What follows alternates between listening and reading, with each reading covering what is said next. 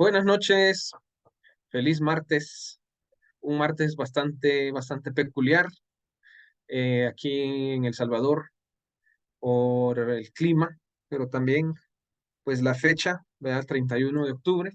Eh, por un lado tenemos esto, pues sí, la fecha de Halloween y esto, algunos hacen algunas actividades con eso. Y por otro lado, en el lado religioso, protestante, evangélico, está una fecha sobre la Reforma. Pero antes que empecemos, recordamos también en nuestro país, ¿verdad? Que hay bastante gente vulnerable, que quizás unas lluvias pueden afectar, un frío puede afectar. Así que pensamos en las personas vulnerables y también al final vamos a orar por eso. También al final vamos a orar por estas realidades de Halloween. No vamos a hablar de eso, vamos a hablar un poco de la idea de la reforma, pero también pues vamos a juntar todo eso en una oración para aprovechando pues que juntos podemos orar y que nos podemos poner de acuerdo para pedirle al Señor ciertas cosas. Pero bueno, hoy vamos a hablar un poco de esta idea de la reforma y como siempre, con Fran, como han visto, nos tratamos de enfocar en un texto de la Biblia. Entonces no vamos a hablar mucho de la historia, ¿verdad? Pero solo como rápidamente quizás cosas que ya han escuchado o quizás no, que alrededor de estas fechas fue una fecha importante con personas como Martín Lutero y otras que estuvieron involucrados en algo que se llama la Reforma Protestante. Cuando se habla de una reforma, se piensa en algo que hay que reformar, y en este caso era la Iglesia Católica.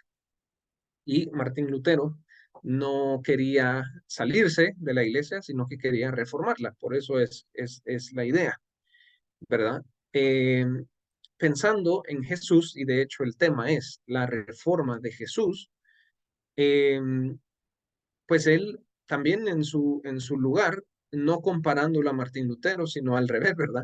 Martín Lutero siguiendo el ejemplo de Jesús. Bueno, Jesús vino y encontró un sistema religioso que definitivamente quería reformar y bueno, más allá de reformar, quería dar el camino, ¿verdad? Al Padre, el camino a la vida eterna, la vida en abundancia. Eh, Muy bien, eso a manera de introducción. Vamos a estar en Mateo y cuando hablamos de Mateo hablamos de un evangelio. Y esperamos pues que con Fran hayamos hecho esto suficiente, que siempre intentamos animar a pensar en qué sabemos sobre el libro, en que siempre lo hemos leído, ¿verdad? Mateo es un evangelio. En la Biblia, en mayoría de las Biblias, es el primer evangelio que encontramos, ¿verdad? Después encontramos el evangelio de Marcos, después el de Lucas y después el de Juan. El libro de Hechos no es un evangelio, sin embargo, eh, es una continuación del libro de Lucas. No es mala idea, por ejemplo, leer Lucas y leer Hechos, corrido, ¿verdad? Los evangelios son narrativas y son narrativas sobre Jesús. Eh, una forma explícita de hablar de los evangelios es que verdaderamente no hay otro lugar donde encontrar a Jesús de una manera tan íntima o tan detallada, ¿verdad? Los evangelios son una narrativa y son largos. De hecho, son un reto, pues, son un reto leer, pero porque tenemos a Jesús ahí y porque podemos leer a Jesús, conocerlo, es como una obligación, ¿verdad? Leerlo. Digo obligación no de una manera así como que fuera regla, sino que al decirnos cristianos, ¿verdad? Encontramos a Cristo ahí. Hablando del Evangelio de Mateo específicamente, vamos a leer en el capítulo 21. Y bueno, cuando digo capítulo 21, estamos Estamos hablando que llegamos después de 20 capítulos de muchísimas cosas. Y no voy a hacer un resumen, solo voy a resaltar ciertas dinámicas. La más importante que quiero resaltar es que así como en una película que uno empieza a ver y va avanzando o una serie, ¿verdad? De Netflix o de cualquier otro servicio de streaming, uno de repente empieza a ver unas relaciones antagónicas, ¿verdad? Unas relaciones de tensión. Para darles un ejemplo específico, hay una banda de criminales y por otro lado la policía que quiere agarrarlo, ¿verdad? Entonces hay una tensión entre estas dos. Y a medida que el Evangelio de Mateo y los otros evangelios, pero a medida que el Evangelio de Mateo va avanzando, hay una creciente tensión entre Jesús y un sistema religioso bien, bien estructurado y bien grande y bien poderoso en su tiempo. Este sistema religioso no los podemos llamar judíos porque esa palabra abarca demasiado, pero definitivamente este sistema religioso usaba a su conveniencia las ideas judías, israelitas, ¿verdad? De Dios del Antiguo Testamento. Sin embargo, la usaban de la manera, pues, de la peor manera posible. Y lastimosamente el templo era parte de este sistema religioso. Entonces, empieza Jesús a predicar, a hacer milagros, y todo esto viene a convertirse en una amenaza en contra de este sistema religioso. Y llegando al capítulo 21 de Mateo, Jesús se acerca a Jerusalén. Y acercarse a Jerusalén no era buena noticia porque Jesús de repente ya les había dicho a los discípulos que él se acercaba a Jerusalén a sufrir. Y no solo a sufrir, sino a ser crucificado. ¿Ok? Cosas que no eran tan obvias para los discípulos o para los que leían el Antiguo Testamento, que era la Biblia para ellos, eh, se convertían bien obvias al Jesús hacerlo explícito, pero aún así no se entendía muy bien qué es lo que él estaba diciendo, pero Jesús sabía claramente que al acercarse a Jerusalén era acercarse a su muerte. Entonces hay un momento culminante donde Jesús llega a la máxima expresión física de este establecimiento religioso y es el templo, ¿verdad? Entonces vamos a Mateo 21. Voy a leer en la NTV primero. Y el principio del Mateo 21 es que Jesús entra y pues la gente lo aclama y, y esto era parte del problema porque Jesús atraía a la gente y bueno, el sistema religioso necesitaba, digamos, los votos, por usar una palabra política, ¿verdad? Necesitaba esos votos religiosos de la gente y la gente estaba un poquito lejos del templo esperando a este Jesús. Pero entonces entra y vamos al capítulo 21, versículo 12. Versículo 12. Yo leo en la NTV y como siempre, ¿verdad? Les sugerimos que con sus propios ojos puedan leer el texto. Entonces, Mateo 21, 12 dice, Jesús entró en el templo y comenzó a echar a todos los que compraban y vendían animales para el sacrificio. La, la escena no tiene mucho preámbulo y Jesús entra, como decimos en El Salvador, patada al pecho. O sea, entra a deshacer. Y sigue el versículo. Volcó las mesas de los cambistas y las sillas de los que vendían palomas. Versículo 15. Les dijo, las escrituras declaran, mi templo será llamada casa de oración, pero ustedes lo han convertido en cueva de ladrones. Muy bien, esos dos versículos nos vamos a enfocar y vamos a sacar unos principios en esta idea de la reforma de Jesús. Lo primero que quiero resaltar son algunos detalles aquí de qué significaban, porque a veces, vaya, leemos, dicen que bueno, voy a leer en la Reina Valera qué términos usa para las personas que estaban ahí, o sea, quiénes fueron los que recibieron esta ira de Jesús, ¿verdad? ¿Quiénes eran estas personas? En la Reina Valera, versículo 12, capítulo 21, dice, y entró Jesús en el templo de Dios y echó fuera los que vendían y compraban en el templo. Entonces, eran personas como comerciantes que estaban ahí. Y dice, y volcó las mesas de los cambistas. Fíjense que hay una versión en inglés que es una paráfrasis y usa una frase, porque lo que hace la paráfrasis es que se aleja un poco de lo literal y como que te pone una imagen en la mente y usa la palabra tiburones prestamistas. Fíjense, o sea, ya una imagen, aquí podríamos decir zorros, y el punto es que eran personas que estaban aprovechándose del sistema religioso. Se pueden imaginar a una persona pobre con una fe genuina llegando al templo a presentar una ofrenda y estas personas se aprovechaban de las personas vulnerables, pobres, ¿verdad? Necesitadas. Y entonces Jesús contra ellos va. Y es que el sistema religioso eso estaba haciendo, estaba eh, oprimiendo, estaba cometiendo injusticias, estaba robando, ¿verdad? Estaba atacando, destruyendo las vidas por las que Dios, pues, había mandado a Jesús. Entonces, el primer punto es que vamos a distinguir, a distinguir entre Jesús y la religión.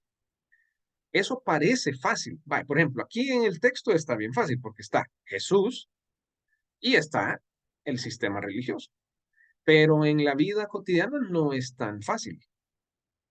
Eh, lo que uno necesita saber para diferenciar entre Jesús y la religión es conocer a Jesús muy, muy bien.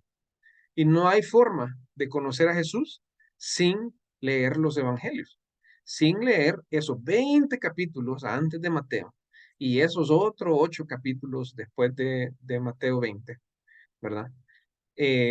No hay forma. Entonces, el primer principio es que debemos conocer a Jesús muy bien para poder distinguir entre Jesús y un sistema religioso. No es fácil para nada, porque uno puede decir, no, es que es tema de religiones. La iglesia evangélica es de Jesús y la iglesia católica no es de Jesús. No es tan fácil. No es tan fácil, porque adentro de la iglesia católica hay personas que conocen a Jesús muy bien y hay otras que no. Adentro de la iglesia evangélica hay personas que conocen a Jesús muy bien y otras que no. Entonces, para distinguir, no es de ropa, no es de cómo habla, no es de si alguien sube al púlpito o no, que si alguien tiene ¿cómo se llama? Un título o no, ¿verdad? Pastor, doctor, ministro, apóstol, sacerdote, etcétera, etcétera, etcétera.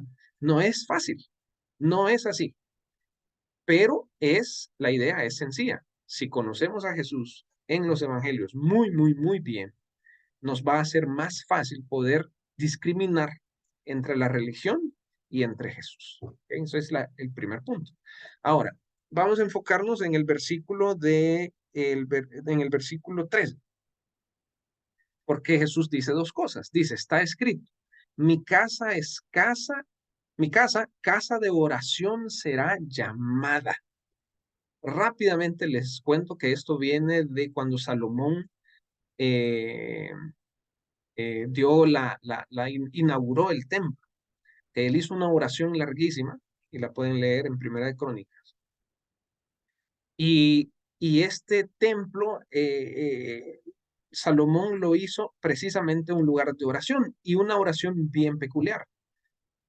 De dos cosas por lo menos. Una oración de arrepentimiento, ¿ok? de arrepentimiento y una oración de perdón, o sea, de arrepentimiento de parte de la persona, pero también un lugar de perdón de parte de Dios. Tanto así que Salomón dijo, ¿sabes qué? Si hay alguien aquí y si hay alguien está lejos y ve hacia el templo y no es de tu pueblo y te busca, recibirá tu gracia, recibirá tu perdón. Entonces, ese arrepentimiento, esa cosa genuina no existía en ese sistema religioso, era otra cosa. Ya vimos injusticia, opresión, y ya vamos a ver que dinero también, porque les dice ladrones, que es el otro punto que ya vamos a ver. Pero regresemos a la idea de la oración. La oración es algo bien hermoso, voy a decir, porque es algo que no se puede, bueno, en primer lugar, no se puede ver. Puedes escuchar una oración, pero al final, la verdad es que solo Dios sabe de dónde viene esa oración, ¿verdad? Es más, uno puede escuchar una oración fea o no muy buena, pero Dios ve ese corazón, ¿verdad?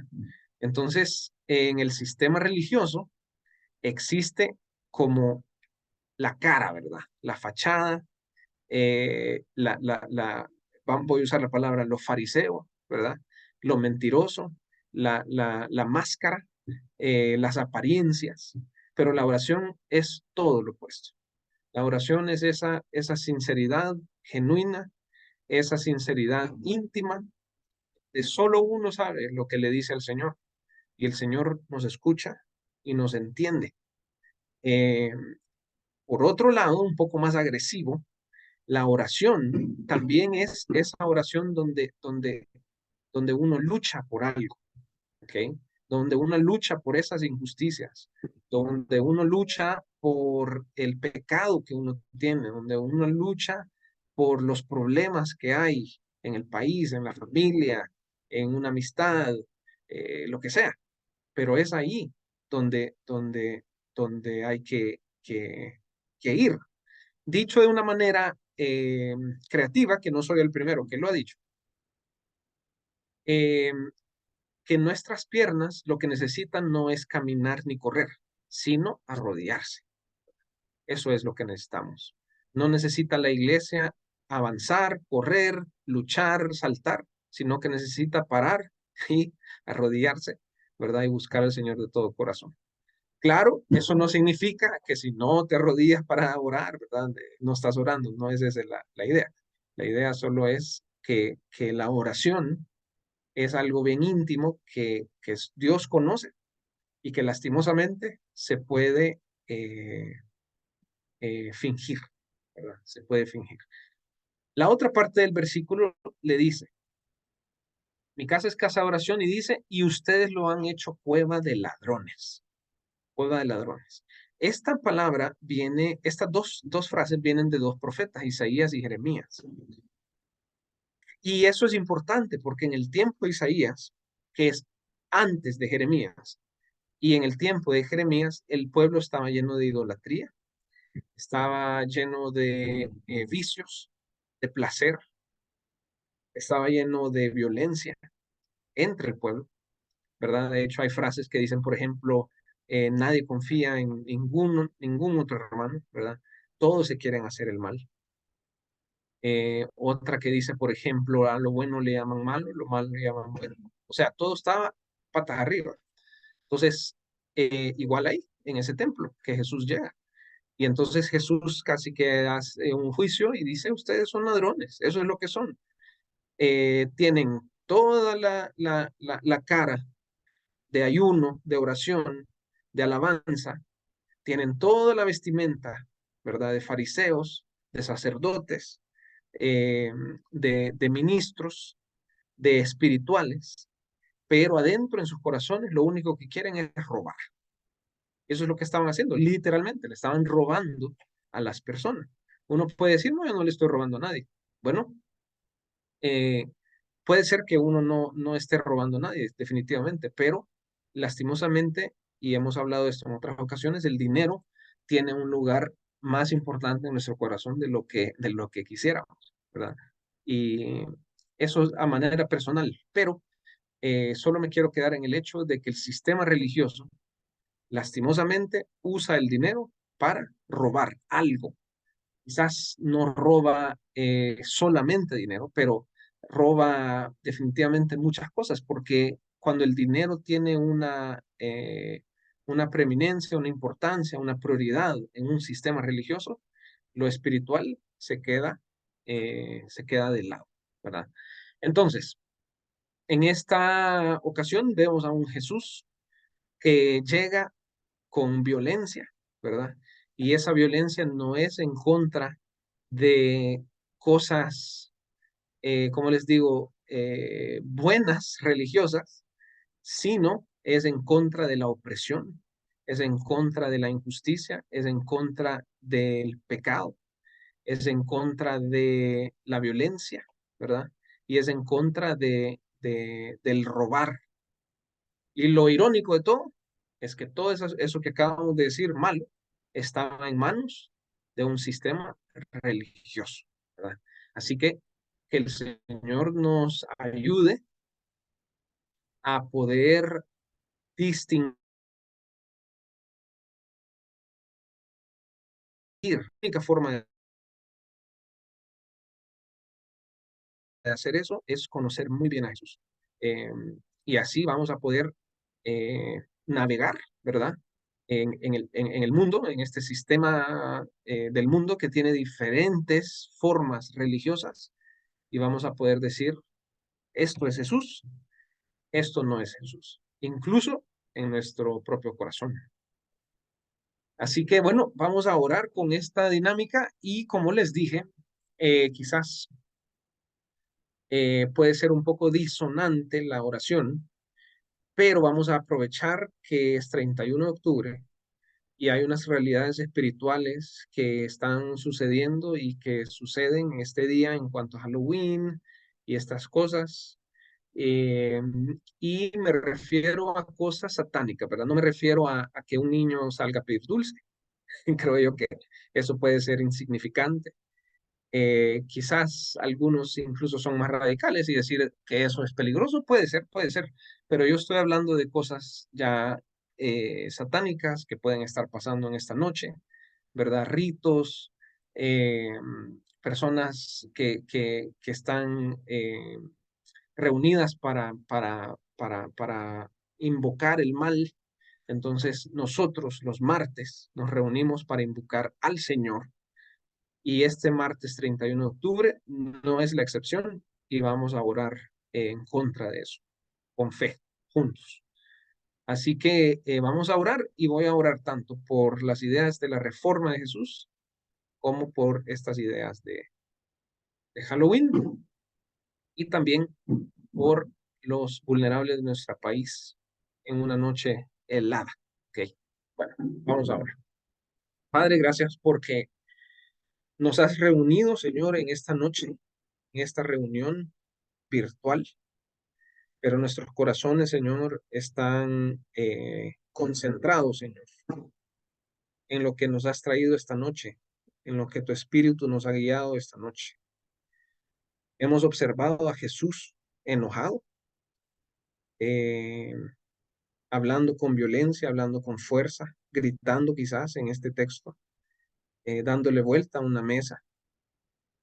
Y te pedimos, Señor, que nos ayudes a poder entender y a poder discriminar entre Jesús y la religión, especialmente esa religión, Señor, que lo que quiere es robar, lo que quiere es oprimir, es cometer injusticias en contra del vulnerable, del pobre, del hambriento, del sediento. Eh, Así que te pedimos, Señor, que nos permitas leer tu palabra, especialmente los evangelios en este caso o en este sentido, y que podamos, Señor, eh, ver a Jesús, conocer a Jesús más, conocer a Jesús bien y poder discriminar, Señor, entre Jesús y la religión. Gracias, Señor, por tu palabra, gracias porque en este momento estamos orando y ahí vemos a tu Hijo decir casa de oración, Señor, y podemos decir con humildad, pero también con sinceridad, que estamos en una casa de oración, buscándote, Señor, buscando tu rostro, buscando tu favor, tu gracia. Y sabemos que solamente lo podemos hacer por medio de la sangre de tu Hijo, Señor, por medio del sacrificio de tu Hijo. Padre, también queremos pedirte, Señor, por las realidades espirituales satánicas de Halloween del 31 de octubre.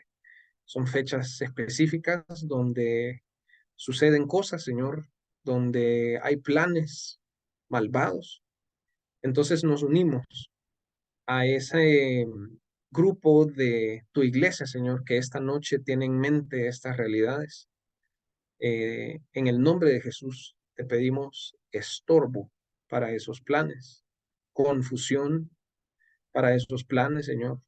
Te pedimos milagros sobrenaturales en esta noche, donde iba a haber muerte, que haya vida,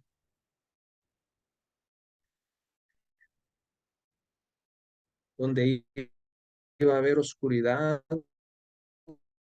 que haya luz, verdad, donde iba a haber invocación, Señor, del enemigo, al el Santo Señor, que eres Jehová de los ejércitos, que eres el único Señor, que no hay nadie como tú. Así que te pedimos por esto, Señor, nos unimos en esa oración. En el nombre de Jesús te lo pedimos. Y finalmente queremos pedirte por estos días de helados, Señor. Te pedimos por la gente vulnerable de bajos recursos, que quizás pueda sentir mucho frío o pueda ser eh, golpeado por las lluvias, Señor.